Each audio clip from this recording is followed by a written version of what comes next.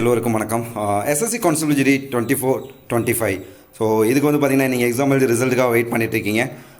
நீங்கள் லாஸ்ட் மந்தில் வரும் அப்படின்னு எதிர்பார்த்தீங்க. பட் வந்து இப்போ கடந்து போய் வந்து அடுத்த ஸ்டேஜுக்கு அதாவது இன்னும் கொஞ்சம் நாள் எந்த எக்ஸ்டன் ஆகிட்டுருக்கு. ஆனால் வந்து இப்போ எஸ்எஸ்சி வந்து இவ்வளோ ஸ்லோவாக வேலை செய்யுது அப்படிங்கிற மாதிரி உங்களை நிறைய பேர்த்தோட ஒரு தாட்ஸ் வந்து இருக்குது. பட் என்னோடய சைடில் வந்து நிறையான வீடியோஸில் வந்து சொல்லியிருக்கேன். அதாவது பார்த்திங்கன்னா எஸ்எஸ்சி வந்து முன்னை விட வந்து இப்போ வந்து பார்த்திங்கன்னா டைம் டு டைம் எல்லா விஷயத்தையும் ரொம்ப சரியாக பண்ணுது அப்படின்னு சொல்லி.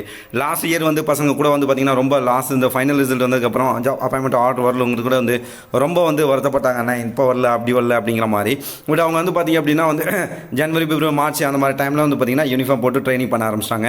ஸோ உங்களுக்கும் வந்து கேரண்டியாக நான் சொல்கிறேன் பார்த்திங்கன்னா இந்த எல்லாமே முடிஞ்சு நீங்களும் வந்து ஜனவரி பிப்ரவரி மார்ச் இந்த டைமில் வந்து யூனிஃபார்ம் போட்டு நிச்சயம் ட்ரைனிங்கில் வந்து இருப்பீங்க. ஓகே, இது வந்து என்னுடைய ஒரு எக்ஸ்பீரியன்ஸில் சொல்லக்கூடிய வார்த்தை. அது இல்லாமல் பார்த்திங்க அப்படின்னா எஸ்எஸ்சியில் வந்து அவ்வளோ அக்யூரேட்டாக எல்லா வேலையும் பண்ணிகிட்ருக்கு அப்படிங்கிறது வந்து ஒரு அனுபவத்தின் வடையில் சொல்லக்கூடிய வார்த்தை. ஓகே, இதை வந்து பார்த்திங்கன்னா ரீசெண்டாக வந்த நோட்டிஃபிகேஷன் வச்சு நான் உங்கள்கிட்ட வந்து ஒரு தெளிவுபடுத்த ஆசைப்பட்றேன். அதில் வந்து பார்ப்போம்.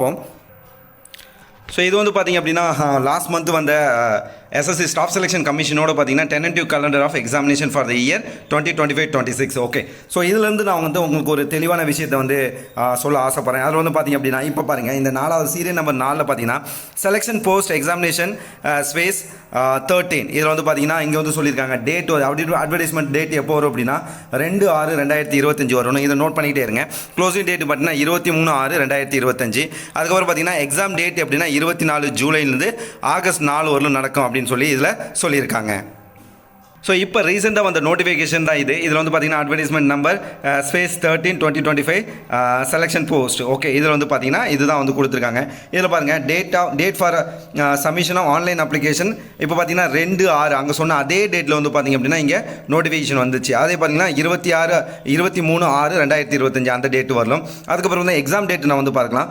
Date of computer based examination இங்கே வந்து பார்த்தீங்கன்னா ஜூலை 24 ஆகஸ்ட் 4 வரலும் வந்து சொல்லியிருந்தாங்க. ஓகே, இது வந்து டென்டேட்டிவ் தான், சேஞ்ச் ஆகிறது வந்து மாற்றம் இருக்குது அப்படின்னு சொன்னாலும் பின்னாடி வந்து இப்போ நோட்டிஃபிகேஷனில் அதாவது கேலண்டரில் என்ன சொன்னாங்களோ அதே டேட்டில் எல்லாமே கரெக்டாக நடந்திருக்கு அப்படிங்கிறது வந்து இதில் நம்ம பார்த்துக்கலாம். அடுத்த எக்ஸாம் வந்து பார்க்கலாம். இதில் பாருங்கள் stenographer grade C and D examination 2025. Okay, so இது வந்து பார்த்திங்கன்னா நேற்றுக்கு வந்த இந்த எக்ஸாமோட டேட் வந்து நேற்றுக்கு வந்துச்சு 5/6/2025 இதில் வந்து சொல்லியிருக்காங்க. ஓகே, 5/6/2025. ஆனால் அது பார்த்திங்க அப்படின்னா 6/6/2025 ஒரு நாள் தள்ளி போச்சு. அதுக்கப்புறம் பார்த்திங்கன்னா இதே தான் டேட் வந்து க்ளோசிங் டேட் பார்த்திங்கன்னா 26/6/2025 அதை கரெக்டாக கொடுத்துருக்காங்க. எக்ஸாம் டேட் பார்த்திங்கனாலும் சரி ஆகஸ்ட் 6 ஸ்டார்ட் ஆகி 11 வரலும் நடக்கும் அப்படின்னு சொல்லி இதில் சொல்லியிருக்காங்க. ஸோ இதே தான் பாருங்கள் இங்கே நேற்றுக்கு வந்து இதே நோட்டிஃபிகேஷன் தான் stenographer grade C and D examination 2025. இது வந்து பார்த்திங்கன்னா 6/6/2025 வந்துச்சு 26/6 இது வந்து அதே டேட்டு. இது மட்டும் ஒரு நாள் வந்து அதிகமாக இருக்குது. ஓகே, எக்ஸாம் டேட்டு பார்த்திங்க அப்படின்னா வந்து ஆகஸ்ட் 6 ஆகஸ்ட் 11 இந்த டேட்டுக்குள்ளே வந்து எக்ஸாம் நடக்கும் அப்படின்னு சொல்லி இங்கே சொல்லியிருக்காங்க. ஸோ அதே டேட்டு தான் இதுலேயும் வந்து எந்த மாற்றமும் இல்லை. கேலண்டரில் என்ன கொடுத்துருக்கோங்களோ அதே ப்ராசஸ் வந்து இங்கே நடக்குது. ஒரு 3வது எக்ஸாமினேஷனும் அதையும் நம்ம பார்க்கலாம். கம்பைன்டு ஹிந்தி டிரான்ஸ்லேட்டர் எக்ஸாமினேஷன் இது வந்து பார்த்திங்கன்னா அட்வர்டைஸ்மெண்ட் டேட் எப்போ 5/6/2025. ஓகே, இது பார்த்திங்கன்னா அடுத்தது பார்த்திங்கன்னா க்ளோசிங் டேட்டு 26/6/2025. எக்ஸாம் பார்த்திங்கன்னா ஆகஸ்ட் 12 2025. ஸோ அதே எக்ஸாமுக்கான நோட்டிஃபிகேஷன் வந்து இதுவும் வந்திருக்கு. இது வந்து 5ஆம் தேதி அதாவது நேற்றுக்கே வந்து ஒரு நாள் முந்தா நாளே வந்து வந்துருச்சு. அதோட இதுவும் நம்ம பார்க்கலாம். Combine Hindi translator examination 2025. Okay, so இது பாருங்கள் என்ன டேட்டில் வந்து அங்கே கொடுத்துருந்தாங்களா அங்கே வந்து கேலண்டரில் என்ன கொடுத்துருந்தாங்களோ அதே டேட்டில் வந்து நோட்டிஃபிகேஷன் அவுட் ஆயிருக்கு. அதே வந்து க்ளோசிங் டேட் தான் கொடுத்துருக்காங்க.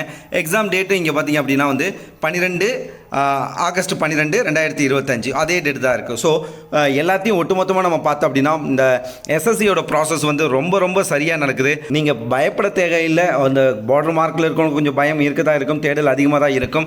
அதுக்கு மேலே என்னுடைய ஒரு சஜஷனை என்ன சொல்லுவோம் அப்படின்னா நீங்கள் வந்து ஜெயிக்கிறீங்களோ தோக்குறீங்களோ அதெல்லாம் அடுத்தது. ஆனால் 5 கிலோமீட்டர் ரன்னிங் ரெகுலராக ப்ராக்டிஸ் பண்ணுங்கள்.